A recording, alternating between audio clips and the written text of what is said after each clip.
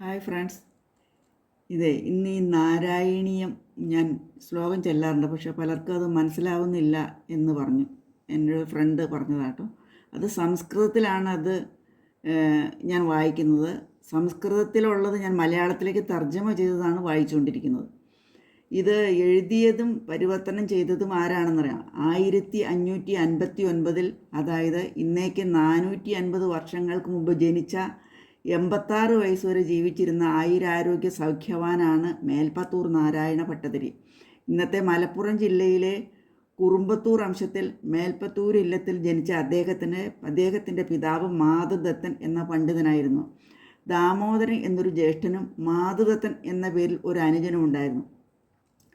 അതായത് മേൽപ്പത്തൂർ ഇല്ലം ഭാരതപ്പുഴയുടെ വടക്ക് പ്രസിദ്ധമായ തിരുനാവായ ക്ഷേത്രത്തിൽ നിന്ന് 3.5 നാഴിക ദൂരത്താണെന്നും ഉപരി നവഗ്രാമം എന്ന് സംസ്കൃതീകരിച്ച മേൽപ്പത്തൂർ എന്നതാണ് ശരിയായ ഇല്ലപ്പേരെന്നും സർവശാസ്ത്രത്തിലും അവഗാഹം നേടിയ മാധുദത്തൻ ഭട്ടതിരിയാണ് തൻ്റെ പിതാവെന്നും തൻ്റെ 57-ാം വയസ്സിൽ ദേവനാരായണൻ എന്ന അമ്പലപ്പുഴ രാജാവിൻ്റെ കൽപ്പനപ്രകാരം എഴുതിയ പ്രകിയാറിയ സർവം എന്ന വ്യാകരണ ഗ്രന്ഥത്തിൽ വെളിപ്പെടുത്തിയിട്ടുണ്ട്. ഈ ശ്ലോകമാണത്.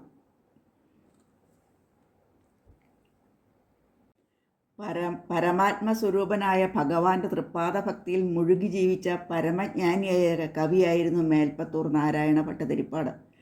ഹരേ ഹരേരന്യ ദൈവം ന മന്യേ എന്ന ശ്രീ ശങ്കരാചാര്യർ ജീവിതവ്രതമാക്കിയിരുന്നതിന് സമാനമായിരുന്നു മേൽപ്പത്തൂരിൻ്റെ ആ ഭഗവത് ഭക്തി രസത്തിനകം വ്യാകരണ മികവും കാവ്യരചനാ ചാതുരിയും അദ്വൈത വേദാന്ത പ്രതിപാദന വരെയും കൊണ്ട് കാവ്യലോകത്തെ വിസ്മയിച്ച കൃതിയാണ് മേൽപ്പത്തൂർ നാരായണ ഭട്ടതിരിപ്പാട് രചിച്ച നാരായണീയം. ശ്രീമദ് ഭാഗവതത്തിൻ്റെ സാരാംശക്ഷേപമായാണ് അദ്ദേഹം നാരായണീയം രചിച്ചിരിക്കുന്നത്. വാതരോഗത്താൽ പീഡിതനായിരുന്ന കവി തൻ്റെ രോഗശമനാർത്ഥം വാതാലയേശനായ ഗുരുവായൂരപ്പൻ്റെ സന്നിധിയെ അഭയം പ്രാപിച്ച് നാരായണീയ രചനയിലൂടെ രോഗമുക്തിയും ആത്മസാക്ഷാത്കാരവും നേടിയെന്നാണ് ചരിത്രപ്രതിഷ്ഠമായ കഥ. അപ്രകാരം മഹാത്മ്യം പുലർത്തുന്ന നാരായണീയത്തിൻ്റെ നിരവധി ഭാഷകളും വ്യാഖ്യാനങ്ങളും ഇവിടെ മലയാളത്തിൽ ഉണ്ടായിട്ടുണ്ട്.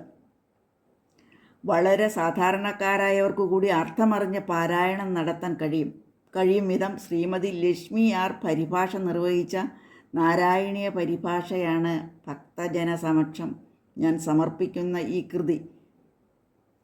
അതിൽ നമ്മൾ 2 ദശകം നമ്മൾ വായിച്ചു കഴിഞ്ഞു.